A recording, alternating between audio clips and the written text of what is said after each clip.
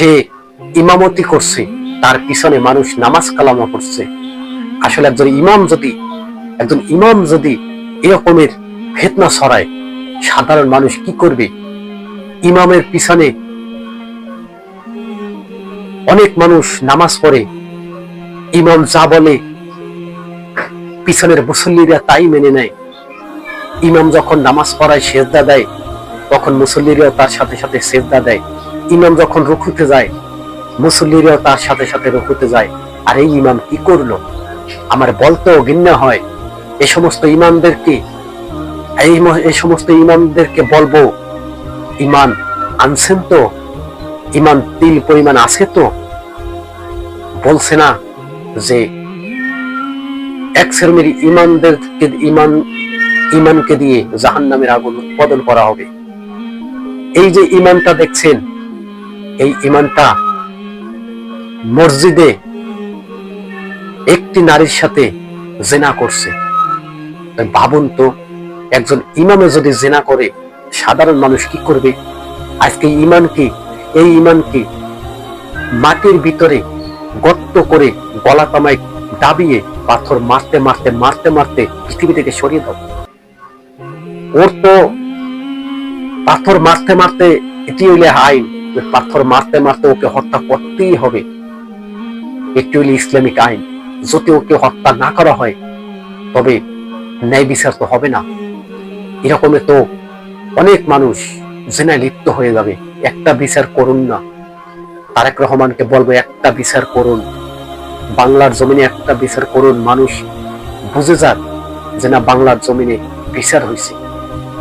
এই ইমান, এই যে নারীটি দেখছেন, এই নারীটিও বা কি করে পারল ইমামের সাথে জিনা করতে? নবী সাল্লাল্লাহু আলাইহি ওয়াসাল্লাম তো নিষেধ করেছে যে বিয়ে ছাড়া কোনো নারীর কাছে যাওয়াই হারাম এবং জিনা। এই নারীটা একবার না, দুইবার না, তিনবার এই আলেমের পিছনে, এই আলেমের সাথে জিনা করছে। একটি 2 নম্বর মাইলের মাথা ঘটে গেছে, পুলিশের হাতে গ্রেপ্তার হয়ে গেছে। আহারে মান সম্মান! কোন ইমামের পিছনে নামাজ পড়বো, এখন এইটি আমাদের মনের ভিতরে ঘাবড়াচ্ছে। ইমান ভালো না খারাপ কি করে বুঝবো? উপরে উপরে আপনাকে দেখতে ভালো, ভিতরে ভিতরে আপনি কিরকম তা একমাত্র আপনিই জানেন, আল্লাহই জানে। আজকে ইমামদেরকে বলবো, দুনিয়াটাকে ধ্বংসের মুখে ঠেলে দিয়েন না, গজবের কারখানা বানিয়ে দিয়েন না। গজব যে কোনো মুহূর্তে আসতে পারে।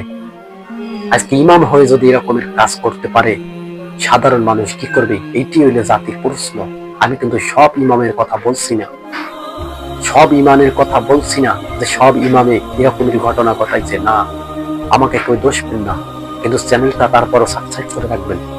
আমি জানি আজকে আমার চ্যানেল আপনারা সাবস্ক্রাইব করে রাখবেন না, কেননা জানেন আমি ওই যে ইমানের বদনাম কইছি, কিন্তু আমি তো সব ইমানের বদনাম কই নাই।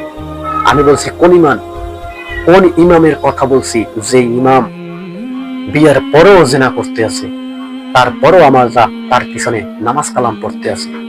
আমাদের নামাজ তার পিছনে পড়লে কি হবে? কিভাবে হবে? ইমাম তো জিনাকারী, ইমাম তো দর্শনকারী। আজকে বলবো, সব ইমামের দোষ কিন্তু আমি দেই নাই। দুনিয়ার ভিতরে ভালো ভালো এখন ইমাম আছে বিদায় পৃথিবীতে এখনো টিকে আছে। এ হইতে পারে কোনো শেষরা ইমাম, এ 30 পারা কোরআনের হাফেজ যদি হয়েও থাকে, এরকমের কাজ কিভাবে করলো? আর বলে জানি না আমাকে কিভাবে আনছে এখানে, আমি কিভাবে আনছি আমি নিজেও জানি না। একজন ইমামের কাছে কি এরকমের কথা মানায়? ইমাম তো চাইলে শয়তানকে দূরে রাখতে পারে সূরা কালাম পড়ে।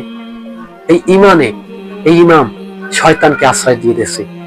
আর এই নারীটা লজ্জায় দিশেহারা হয়ে গেছে। মায়ের মান সম্মান, মা বোনদের কোনো মান সম্মান বলতে কিছুই নাই।